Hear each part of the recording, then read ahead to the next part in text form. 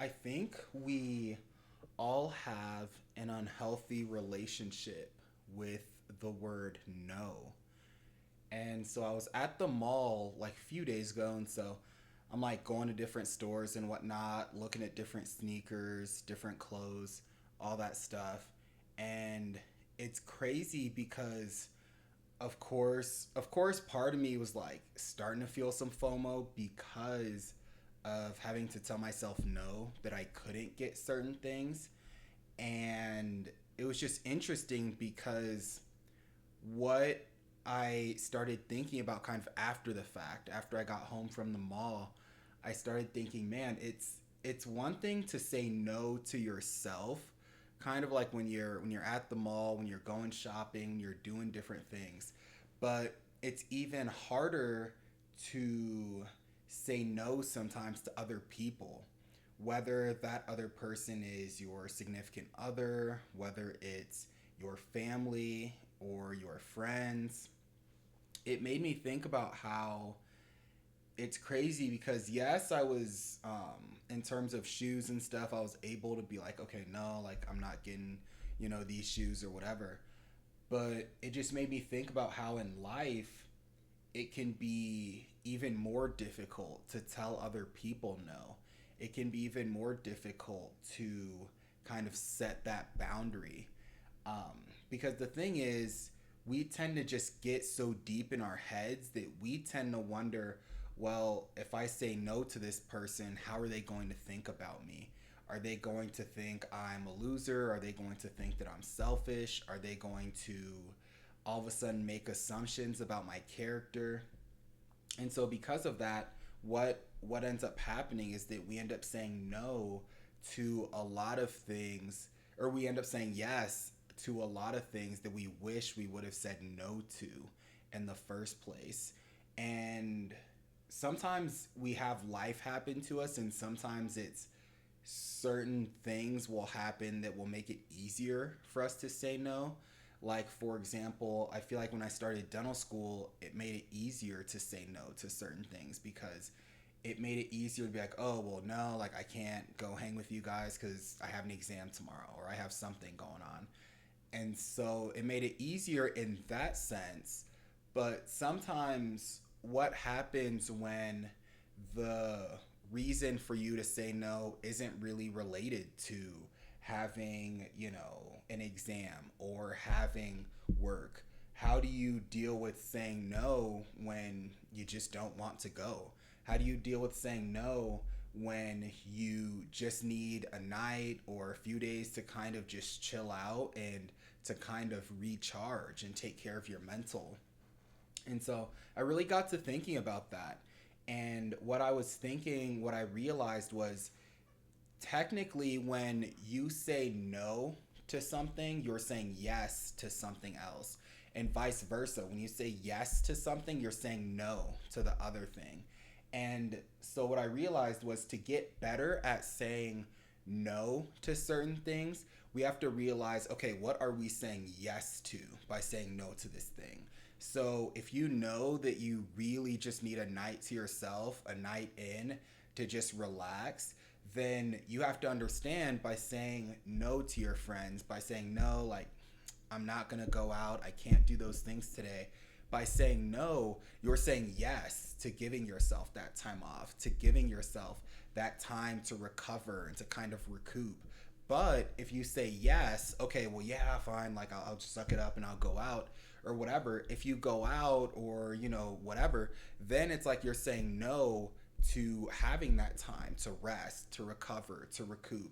And so I really started thinking about everything in that way, where even when it comes down to, for example, like doing things with your significant other, where sometimes if your friends want to do something, but you know that you and your significant other, let's say, have been planning a date night for a while, then it becomes easier to be like, oh, guys, like, I can't hang with all of you guys today, but let's reschedule for another time.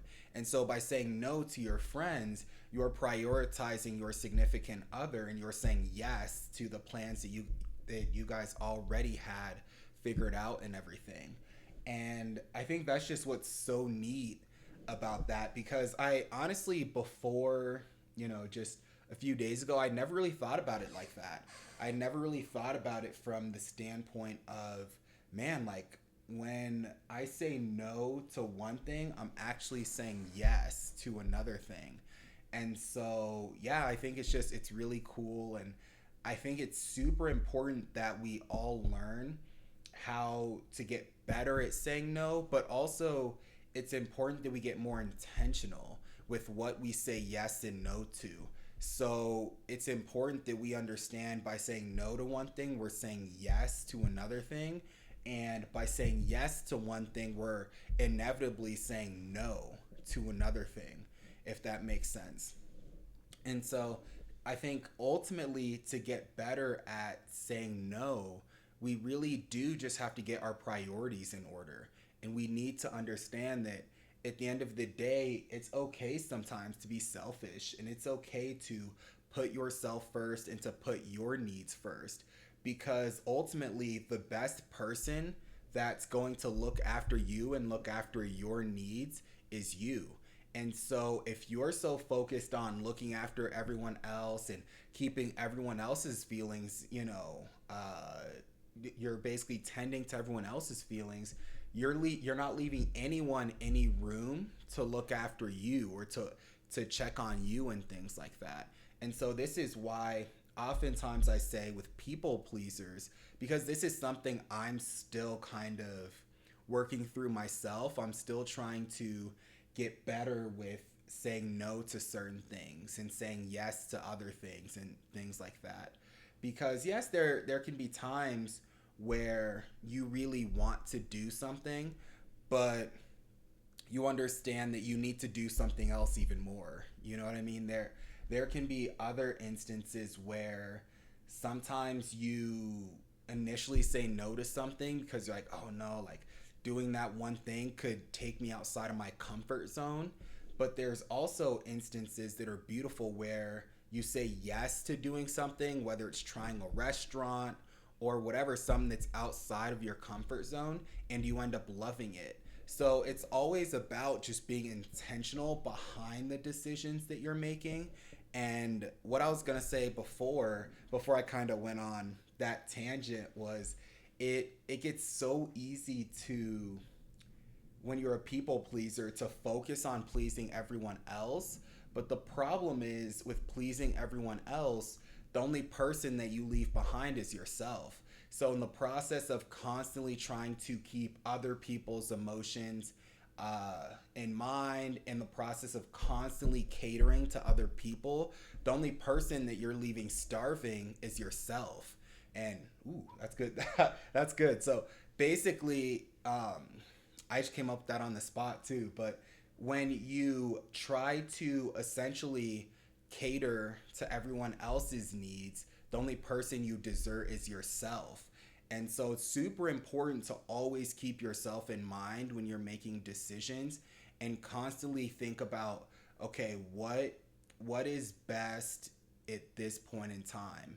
If by saying yes to doing something, what are you saying no to? And by saying no to doing something, what are you saying yes to? And so I hope this video helped you guys out. If you guys stayed the whole time, I appreciate you guys. If you guys got any kind of value, please like, comment, and subscribe. I also wrote an ebook called Already Chosen that's linked in the description. And I'm launching a school community as well, where essentially my goal on that page is to post content to help all of us, if whether you're single or in a relationship, it's to essentially give all of us the tools to kind of build the right relationship, to find the right relationship, but also to keep the relationship once we actually get it. And so if any of those things sound cool to you guys, definitely check out the links in the description, and I'll talk to you guys in the next video.